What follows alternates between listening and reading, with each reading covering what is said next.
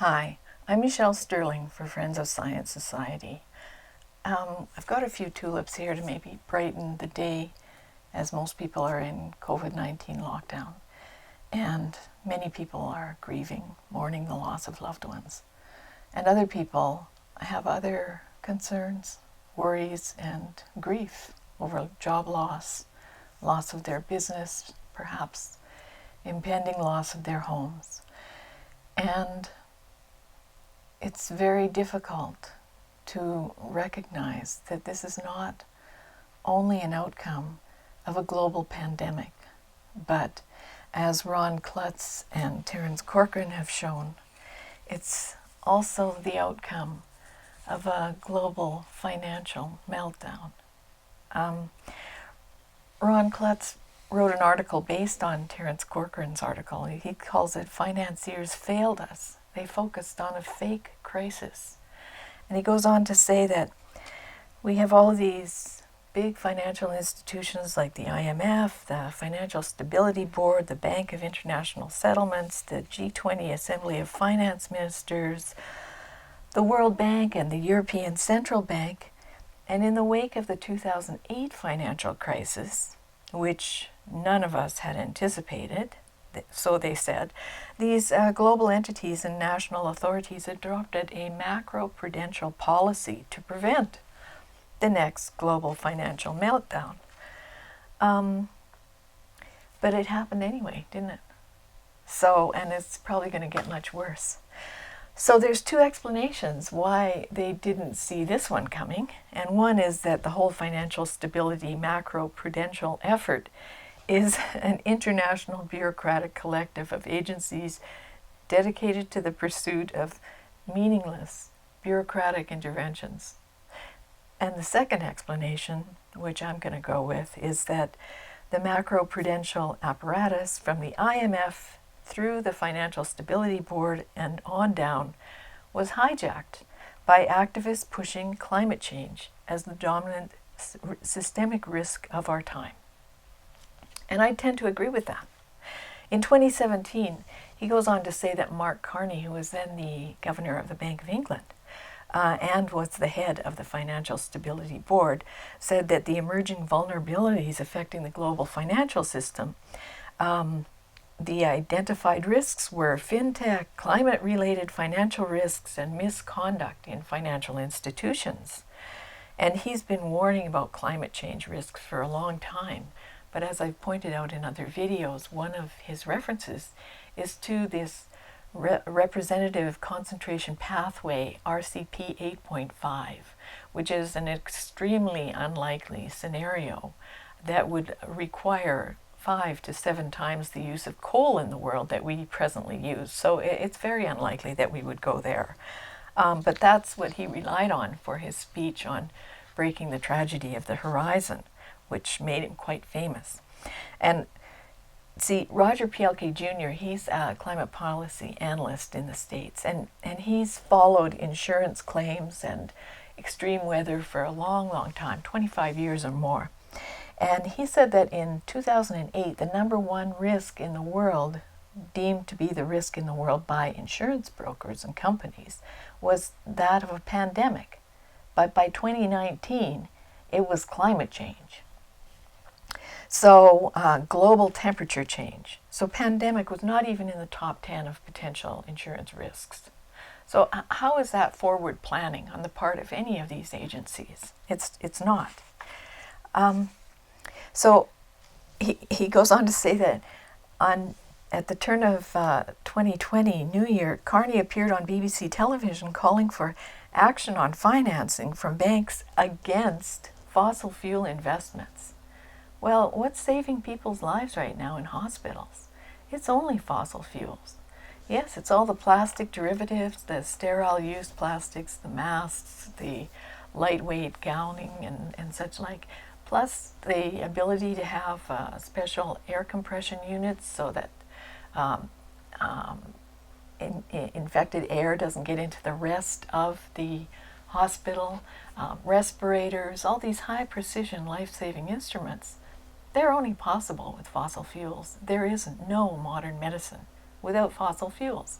And yet, days before the pandemic broke out, Mark Carney was calling for people to not invest in fossil fuels.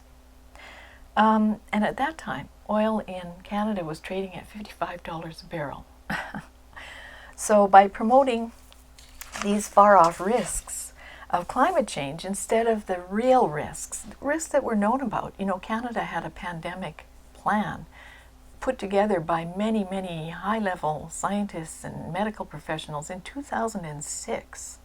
And in that plan, it was identified that there would be more epidemics, perhaps pandemics, because this is the historical fact. And it was also noted that it would likely come from South Asia, because historically that's where these kinds of diseases have originated for the most part. So it's not like we didn't have a warning more than a decade ago, almost 20 years ago. So what I think we're actually experiencing today is a modern day form of Tulip-o-Mania. Now you may wonder what that is and why I have these tulips here. This is a mass public delusion that occurred in Holland in the 1600s, where people saw an opportunity to trade in tulip bulbs. These were a new phenomenon. People began to be very interested in gardening. And if you can believe it, tulip bulbs became more valuable than food or gold. It says right here in this wonderful book, in Amsterdam in 1637, for the cost of a single tulip bulb, you could buy 4 oxen, 12 sheep, or 24 tons of wheat, or 2 hogshead of wine, or 2 tons of butter, or 4 barrels of beer, 1,000 pounds of cheese, or a silver drinking cup, or an oak bed, or a ship. So that's how valuable tulip bulbs became, and I liken them to today's carbon offset trades. Because when you're trading in carbon, you're actually trading on the lack of delivery of an invisible substance to no one. So it's kind of like if I came to you and said, look, I've got some carbon dioxide here and I'd like to sell it to you. What are you willing to pay for it? And you might say, well, I don't know, do you have cap and trade anywhere? Because, maybe I can make some more money if, let's say, I'm trading on plants in China where they're putting out a lot of emissions. And in fact, that's what happened. People often say, why aren't we working with China to try and reduce their emissions? Well, we ran across a PowerPoint in 2007. And in that PowerPoint, it showed that in 2007, the World Bank and some private fund that was not named made $1.2 billion in 23 minutes trading on this, trading on emissions from a Chinese plant. So what I think has happened in the world financial market is that a lot of real money has been diverted from real projects and parked in this carbon bubble. And since in the COP25 meeting in Madrid this year, they were unable to come to an agreement about Article 6, which is all about carbon trading, I think that carbon bubble burst. And certainly COVID-19 is a very serious factor in our world, and we should take it seriously. But no one's talking at all about the financial meltdown, are they? Or the consequences. And people are now printing money just like it's an invisible substance, and whether or not you have it doesn't really matter. So I want you to think about the fact that in the 1600s, people were willing to trade this for a house, this for a ship. And today, in 2020, people are willing to trade this for money. So we've got our own Tulip-o-Mania going on here, and there are quite a few books you can read about it. Probably one of the better ones is Tulip-o-Mania. This one is by Mike Dash. It's quite extensive. A shorter one, and I think there's even a PDF online, is by Charles McKay.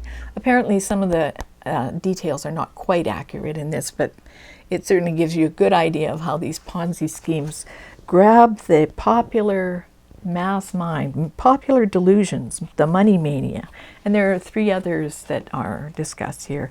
And of course there's Ponzi schemes, invaders from Mars, and more extraordinary popular delusions, which again is rather an in-depth look at these kind of phenomenon. So this is a cyclical phenomenon in society. Even very smart people who have lots of money can be dragged into it, and all the little people like you and me get to pay for it in the end. So just some food for thought, a little reading for you while you're at home. Be well, be safe, and let's hope we can recover from this quickly. For Friends of Science Society, I'm Michelle Stirling.